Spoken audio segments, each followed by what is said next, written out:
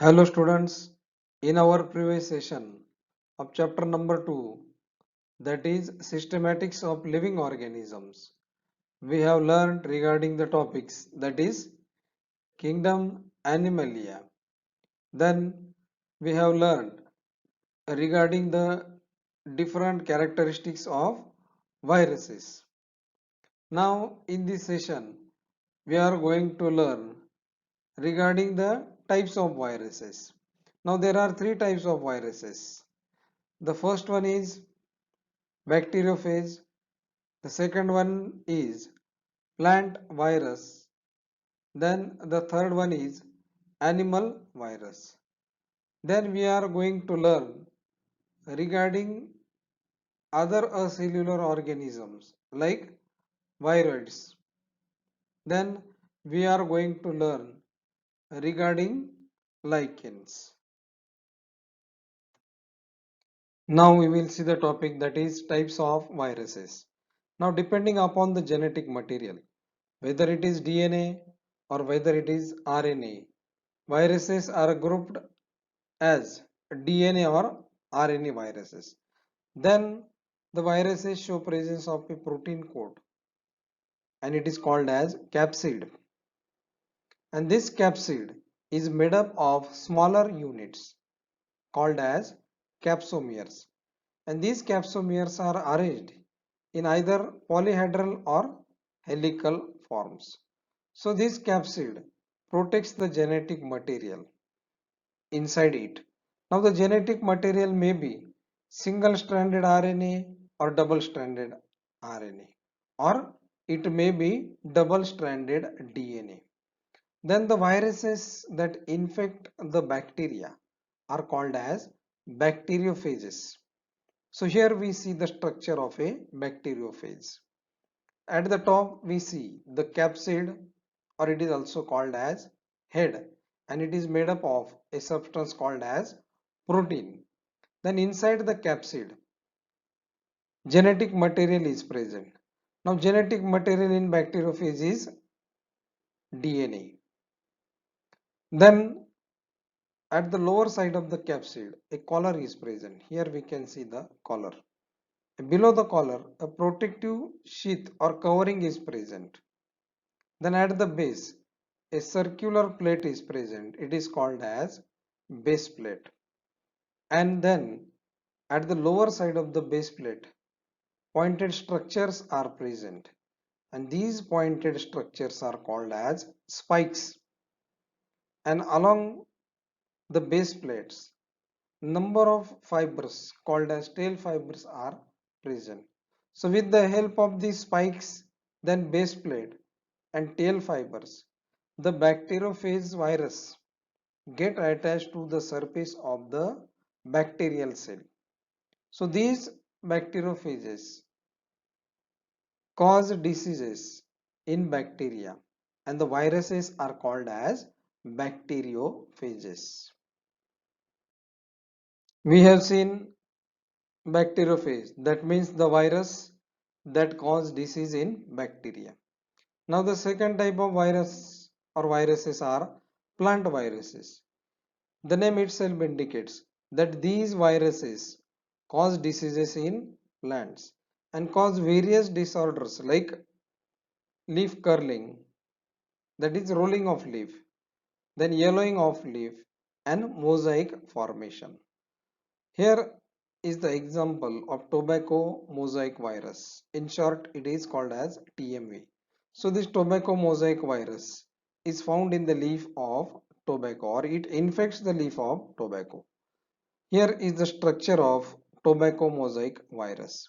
It shows the outer protein cover or coat made up of capsomeres. Then inside it, RNA is present. The RNA or the space present inside the capsomere is of 40 Armstrong unit and the RNA is arranged inside the capsomeres or the protein coat. Then different types of viruses cause diseases in plants. Then some viruses also cause diseases in animals and are called as animal viruses. You know that different types of diseases are caused in animals than in human beings. Then foot and mouth disease in animal or swine flu is also one of the viral disease found in animals. Then in human being we see different types of viral diseases like smallpox, then mumps, then skin disease like herpes, then common cold. Common cold is also one of the cause of virus. Now at present we see that corona disease is caused by the virus called as coronavirus, and it causes respiratory disorders. Then viruses are the causative agent, that means they cause diseases in human beings. Different types of diseases we found are caused in human beings. Then AIDS is also one of the disease caused by viruses. So there are different types of viruses which cause diseases in bacteria, then plants and animals. So there are three types of viruses, that is bacteriophage, then plant viruses and animal viruses. Now the second type of acellular organisms are called as viroids. Potato spindle tuber disease was found to be caused by a single stranded RNA which lacks protein coat.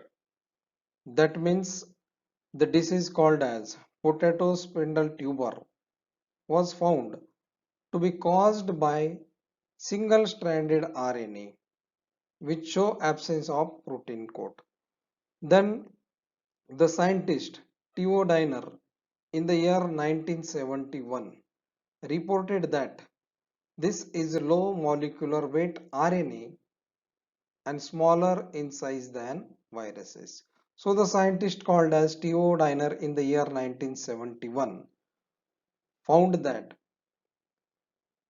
these show, or the single stranded RNA show, low molecular weight, then they are smaller in size than viruses, and these infectious RNA strands are called as viroids. Here in the diagram we can see a single viroid. It shows presence of a single stranded RNA and it shows absence of protein coat. Here we can see that there is no protein coat around it.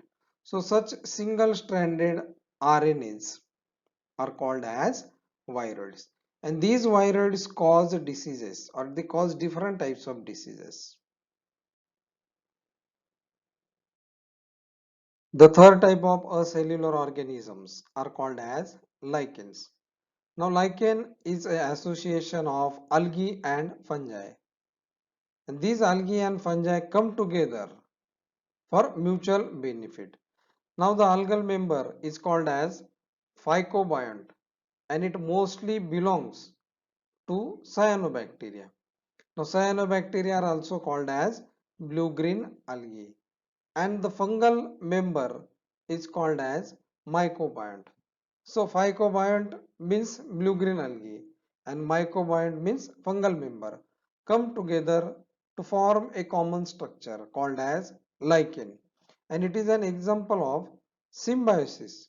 Symbiosis means, or the symbiotic association means, in this association both the organisms are benefited, hence it is called as symbiosis. Then in this association the algae, here we can see the image of lichen. Generally lichens are found on rocks. So in this association, lichens, or in the association of lichens, the algae provide food to fungus and fungus provide shelter to the algae as well as absorb water and minerals for algae. So in this way both the organisms are benefited. That means algae will provide food to fungus, while fungus will provide water, then minerals as well as shelter to the algae. Hence, both the organisms are benefited, and it is an example of symbiosis. And they form a common structure. It is called as lichen. Now, the lichens are found in extreme environments like snow-clad poles. That means they are found in polar regions as well as the region where there is low temperature and the land or the mountains are covered with ice. Generally, lichens are found on rocks and they are not found in polluted regions as they are not, they are very sensitive. Lichens are very sensitive to pollution and hence they are used as pollution indicator.